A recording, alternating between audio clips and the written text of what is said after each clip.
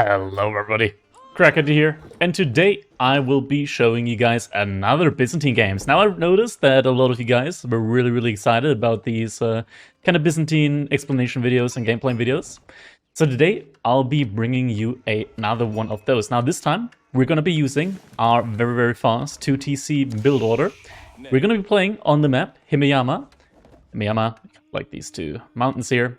On the sides, in the middle there's a small little pond, but there's not too much fish in there, so usually players don't really tend to contest that. I'm going to be playing as the Byzantines, up here in the color pink. On the opposite side, playing as the color blue. We got the IU that's being played by Starflark. Now, Starflark, I know some of you probably don't know him, but he's actually a really good player. He tends to always hover around the top 100 mark, if I recall correctly. Let me quickly just check that out right now. He is on rank 91, and yeah, usually hovers around the top 100. He tends to be a very aggressive player. So usually, I kind of put players into like categories. So you got like your beasties, which are really solid defensive players and have like really good just defensive booming capabilities. I put the Muslim in the same, Demo in the same category. You got like the Marine Lords, which are just overall very solid mechanical players. You got the Bees, which are just a little bit unpredictable at times, very much unpredictable. And then you have your Kiljadis. The Kiljadis are the very aggressive, non-boomy, kind of all-in aggression players. And I would put Starflark in the kind of like Kiljadi style category here. He's going to be playing the IU bits. House of Wisdom is going to be coming up now. And yeah, we're just going to be playing our very fast 2TC kind of build here. Looking at the map, we can see that our berries and our stone did spawn a little bit forward. There's not really any way to wall them in, protect them, so to say. But we do actually get a very nice berry bush here in the back. Opponent does get the same. And this berry bush, actually, it's 8 berries. 8 berry bushes instead of the usual 6. So there are like normal size berry bushes, and then there's the XXL large variant here. And once I noticed this, that our forward berry bushes, like that our berry bushes are forward, I immediately thought to myself, okay, let's not go for that. We're going to be building our Grand Winery in the back over here. And that's going to give us a lot of resource overall. So usually, when you go for the Grand Winery, these 1,500 food worth of berry bushes provide you with 1,200 olive oil. But now, we're going to be getting an additional 500 food. So we're going to be getting a lot more olive oil out of that overall. That's going to help us a lot when it comes to pumping out some of those mercenaries and being able to defend ourselves. Because against the Byzantines so far, we've seen pretty much every civilization just be very aggressive against them because it tends to be the case that Byzantines can struggle when it comes to holding and when it comes to like just staying alive against these kind of all-in pushing situations. Now, Starflark, he's going to be going up with the economic wing industry. Now, that is a very interesting one. Personally, I thought when I saw this that he would be going up with economic wing growth in order to get more villagers, get a little bit more food on these orchards here. But no, it's actually the industry, so I'm going to be very interested here in seeing how exactly he's going to be planning to use that. He's also gathering up a lot of gold. At the beginning, when I saw these villagers, I scouted around here and I saw that he had 4 villagers on gold already. I was like, huh, okay, this could be a Bazaar build with the Trade Wing Bazaar. But actually, it's the case, so interesting idea here, going for the industry wing. I know that he then plays into a couple of production buildings, and he's just going to be playing this very aggressively, as I alluded to earlier. He's up now. We're still going to be gathering our resources here. We're going to be going for our age up back there. It's going to be a little bit delayed, just because I'm going to be putting my TC all the way back here, just to be as defensive as possible. I talked about how 2TC is kind of dead. And what I mean with that is that I feel like 2TC, to secure forward resources, that is absolutely 100% dead. What you can still do sometimes and get away with is placing a 2TC either in range of your like main TC or in the back.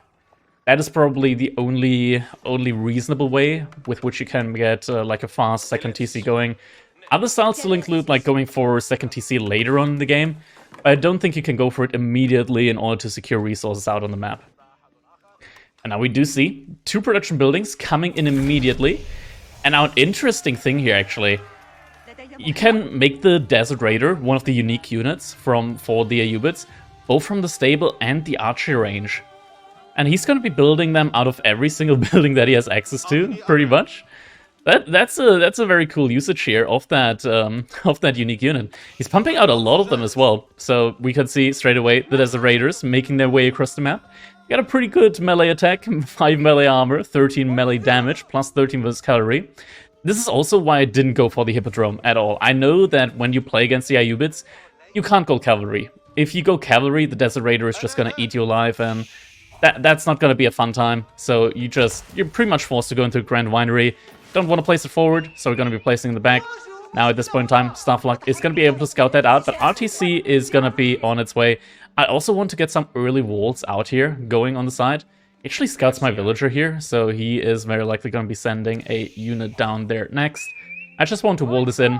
I could have walled here as well. This probably would have been safer. I was a little bit greedy. I thought, okay, maybe I can secure the boar this way as well. Now you can already see the Desert Raiders making their way across. Right onto my wood line here. Getting a lot of food here from the back and a lot of olive oil as well. Olive oil, most importantly. I want to wall here, but at that moment in time, Starflark is going to make his way over and actually is going to be able to just about snipe that villager. So first villager of the game is going to be going down. And now I'm off wood here. I still get food from the back here, so I thought, okay, I'll just have my villagers on the tree here. Couple too many. I'll have to regroup them here. They weren't being shown as idle yet. There we go. Now sending a couple of those back out again, and here we go. Desert Raider is gonna be able to find my villager back here. There's also a wolf there. He actually went back there for a little bit, but he's gonna find that villager eventually. And yeah, overall just a really, really aggressive build right now. Starflark, he's also making some scouts because I killed one of his. I was like, man, I was so sure that I killed a scout many times. But every time he died, he actually died outside of line of sight. And there we go. Actually finds that villager there. In the end, villager is gonna go down. That wall is not gonna go up. That's gonna be a second villager kill here. And now, at this point in time, we're gonna be going on to our mercenary house. Don't quite have the olive oil yet. Starflark did a great job there of keeping us off the forward berry bushes. And I'm so happy right now in this position because I know if I went for the Grand Winery here in this situation, I would not be able to get any of these berry bushes at all. Now behind this, archers also going to be coming out. So overall just a very, very aggressive build. Double archery range, blacksmith now coming out, and he's already been very, very aggressive here in this game, just kind of boxing us in our own base. And on this map, wood access can be very hard, right? Like, we only got these small wood patches, like patches of wood here.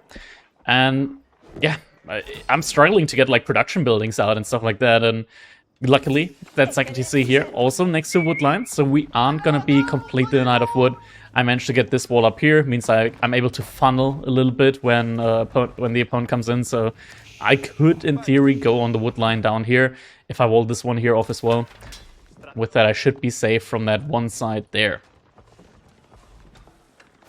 Yeah, for now, we really want to get some of these longbowmen out. Longbowmen are going to be our key here for defense. We also got a second cistern out just in order to increase the bonus, the boost here a little bit. We also got the cistern back here. It's going to be a while, though, until we can really connect that one. We don't have the stone for that quite yet, but we do still want to buff these villagers at least a little bit with the 5%. Ram at this point in time also being made here by Starflark. We got 2 villagers in stone here the entire time. So far, he hasn't really made a move onto those yet. And now we're also going to be getting some Limitane out. Mercenary house, we did receive our contract for the longbowmen, so just need a little bit more olive oil so we can get the first batch of longbows out. And now he goes onto our stone villagers there. I activate the Acrotoy defense in hopes that the armor would be enough there in order for my unit to survive. Wasn't the case. Desert Raider is going to be able to take those out. Up to 5 Limitane now. Good bunch of units here in our front line. Couple of archers coming out as well. Now we also see some horsemen in the mix as well. Horsemen are going to be doing a great job against the longbowmen. But the Limitane, they're definitely going to be our key unit here in order to defend those longbowmen. First ram is now going to be moving onto our production building here. So right now we're really under a lot of stress. Imagine if this ram actually took down the mercenary house before the longbowmen jump out. I really want to defend that one. He's pulling his units immediately once he saw my villagers. I got a couple of hits on there. on that Desert Raider. I'm putting my my Limitane in there as well, in the TC. Just gonna be splitting off a little bit here. Get the Longbowmen out as well. Longbowmen with their great range. That's gonna be our key unit here in order to hold this. Horseman wants to dive in as well. Mercenary House still under attack, but we're gonna be able to deter the ram for now. We also put our Cistern on Presidium, so there's gonna be 10% less damage actually coming out onto that Mercenary House. Also, Shield Wall here, great usage, means that our frontline mercenaries, or rather Limitane, are gonna be very tanky here against these range units. So as long as the range units aren't hitting our Longbowmen, we're gonna be very happy with this trade. We're just gonna be able to snipe out these archers, these Desert Raiders, and sure, we lose our Spearmen, but that's gonna be fine. We just don't want to lose these Longbowmen, because really massing these Longbowmen, that's gonna be the difficult part. Getting another Mercenary House out. We do have enough olive oil in order to once again get a batch of these longbows out. Villager count at this point, we've lost 4 villagers this game so far, but with that second DC, we are pulling ahead there in the eco count. Overall, eco-wise, it's fairly similar though, fairly even. Lots of idle time every now and then in between. Now he's going to be looking around to punish us from the other side. Let's see what he's got going in his base in the meantime. He's making more stables, more production buildings. He really just wants to push us in this feudal age. He's also going to be going out to the berries here on his side. Deer so far haven't been touched yet. Forward berries he has not gone onto yet. I think at this position he could have gone onto these forward berries, just because you want to exhaust the forward resources first in a situation where you have map control. Here we go. Longbowman, just getting so much value out of this unit. I don't even have any blacksmith upgrades yet. I do have a blacksmith going up here now in the back. I'm also making more cisterns in the back, because we do want to connect all of those up and just get that economic bonus going at this point in time. Berries have run out, so we no longer have any real food sources here apart from these berries in the front line. I have to be really careful with those, so if I lose, it's very easy to lose villagers here in the front if he attacks me from the side and then goes on here. So at this point in time, we're sending a lot of villagers over to wood. We really want to get these olive groves now going. We definitely don't want to go onto something like deer here, just because we always want more olive oil. Olive oil is going to be our key here to getting those longbowman units out. Got 5 of them out right now, 10 of them out right now. Can get another batch out soon. And the longbowman unit is just going to be what's going to keep us alive in this game. Have to be really careful about just keeping them alive as well. The Limitane, when they're in shield wall, they're just such an excellent meat shield here in this situation. We don't really have to take too much care of microing them, just because they're not going to be taking much damage here anyways. Now, horsemen are going to be coming out. I thought he would retreat a little bit earlier, so I actually let him get some hits there in on my units. Rams are going to be making a hole there in the wall, but as long as we're able to hold him here, he's not going to be able to just run through. We've got the TC protecting resource there in the back as well. And now here we go. I'm just going to be trading out the Limitane as a meat shield in order to be able to take shots onto his archers. Horsemen try to run around. Got the +1 damage upgrade in behind all of this as well. Now another ram is going to be dropped, and we can see it's a lot of military out of him. Out here right now for him. It's definitely a lot of pressure here on us, and we have to do a farm transition behind all of this. See us just getting a ton of olive groves up right now. Food-wise, we are definitely struggling here in comparison, but just the mercenaries are such a great mechanic here for the Byzantines. Being able to kind of defend yourself here, resource-wise. Also managed to pick off an archer there. Just get some of the reinforcements, make sure that he's going to be aware of how he sends them out. But he's definitely got the army lead right now, a huge army lead. Still though, it's not as glaring of an army lead that he would just be able to run under a TC and dive us. That's for sure. So for now, we're just going to be trying to get our farm transition going as smoothly as possible. Get our food income up as well. He doesn't have too many villagers on food right now at the moment as well. Yeah, it looks like he was also a little bit on a migration tour there. That is surely going to be shooting up again soon. And, oh my god, yeah, he killed a bunch of villagers there at that point in time. I also didn't pay too much attention. I think I actually sent them out again to their doom, so that's definitely not a good look there. At the same time, fight is happening up here. Limitane just proving to be an excellent meat shield here with the shield wall ability. They don't take much damage at all, and here we go. I sent the units out again, the villagers out again, and that's definitely not a good look there on those units there.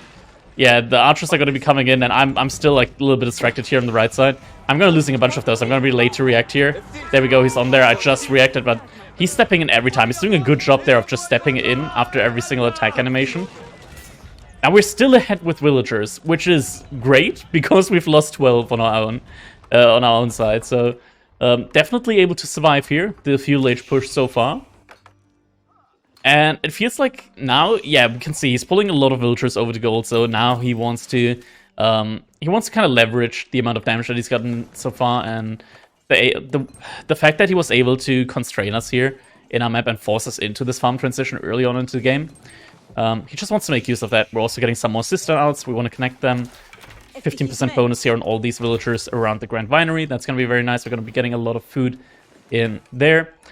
And now just going to go for our huge farm transition here, which we really need. And looking at the food income per minute here when you compare it.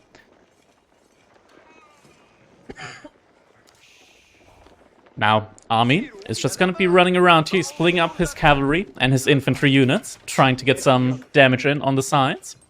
We just keep our army here for now.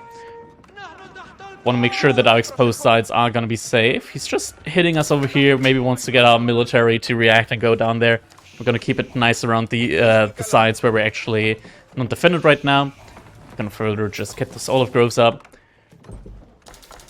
Behind all of that, you can see here, the culturing advancement is going to be coming in. So, Starflark, he's going to get a really quick age up going. And he's not going to have to pay too many resources for that. At this point in time, I'm sort of suspecting that something like this might be the case. And I'm floating a lot of gold here right now. Definitely just in order, in case if he goes up to Castle Age, I definitely want to have the gold to follow up soon. Because if he goes up to Castle Age and I'm like 200 gold, it's going to be very tough for me to follow up. I'm also getting some blacksmith upgrades here in the meantime, just in case if he wants to go for like an all-in. I also want to go for some horsemen. Just in order to, because he doesn't have any camels out anymore, some horsemen would be great there as a front line. They could also do a lot of damage to the archers. Tries to go in here. I managed to keep the villagers alive, sent the army back, and now we're just going to be making this choke point here a little bit smaller. Now the ram is going to be built here, and now Age Up has come through. What units are going to be coming out? It's going to be a lot of Ghulams. Behind this, though, we have enough resource to go for our own Age Up. 15 villagers are going to be building that Golden Horn Tower. Golden Horn Tower is great when you've got a lot of cisterns going, because that means that you're going to be getting a lot of units out of that Golden Horn Tower very quickly.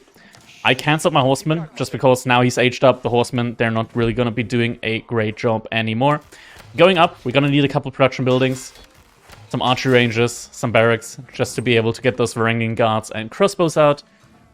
Usually, when it's like only feudal age, you don't really need any arch ranges, just because your only range units are going to be those longbowmen. You can see, we're going to be able to pump out a bunch of them. Every minute, pretty much, we're getting enough resource to get a batch of these longbowmen out, which is great. Upgrades have come in here for Starflark. You can see here, plus 50% research speed in the tier 2, plus 20% production speed in the tier 3 that he's unlocked. So he's able to pump these units out very quickly, and also these upgrades are going to be coming in rather quickly for him. Similarly for us, though, we can use Dialectus in order to just boost up the research speed on our buildings. So we can see here, we got already veteran longbowmen. That upgrade came in really quickly. Got a lot of villagers from gold right now. We do want these blacksmith upgrades as well. He's already got the tier 2 ranged upgrades coming in here for him. Military-wise, I think we're still in fine position. He's still got a lot of units that are only going to be now coming out, only going to be on their way now to us. He's going to be attacking the cistern here. We're going to be sending our villagers inside the TC soon, hopefully, just in order to help out. And now fire's going to be breaking out. We're going to be focusing the archers here with our longbowmen. Military front line. We're putting all of our units, all of our Limitane on the shield wall, just to make sure they're going to be as tanky as possible against these archers. And longbowmen just want to be focusing down those archers. Our Varangian guard numbers here are looking really good. Now, Varangian guard has way less health than a Ghulam, but they got more melee armor, and melee armor is pretty much the direct counter to the Ghulams, because they don't have as much melee damage, but they attack quickly. So having a lot of melee armor definitely helps here on those Varangian guards. All the ranged armor upgrades came in as well. But archers, they can still do a good bunch of damage there to the Varangian guards. Able to take down the rams here. And with that, our economy is pretty much secure. We lost 15 villagers, but we're still leading in the vill count. And we've got a lot of farms behind all of this. Our opponent, he is only just now starting to make his first bunch of farms. He's still exhausting the natural resources out on the map. We're still looking good behind this, but now the mangonels are going to be coming in. Have to be really careful with those mangonels. Some good couple of shots could definitely do havoc there onto our military. So we see those. We're going to be falling back. Look at that. Less HP on the Varangian guards mean that they also take a lot of damage from the mangonels. Like, look at that. Gulam actually has 55 more health compared to Varangian guard. That's a big health difference. We're still pumping out these longbowmen from our mercenary houses behind all of this.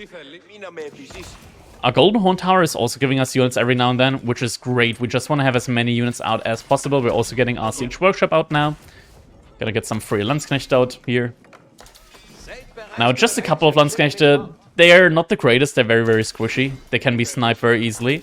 But just having a couple of them in your main army makes it a lot nicer for your front line to just dish out a little bit of AoE damage. And if they don't get focused down, or rather if they don't die naturally, then you've got a very nice DPS increase. Gonna be getting a Springled out very, very quickly here because our Cistern is boosting that up. Gonna make sure to try and have our Longbows protected. That was only Varangian guards, and they still took a ton of damage. These shots definitely do hurt quite a bit. But now he's switching over to the fire attack, the incendiary attack. And that's actually a pretty big mistake here, if you ask me, because the incendiary attack, it doesn't do as much damage to military units because the shots are much more spread out.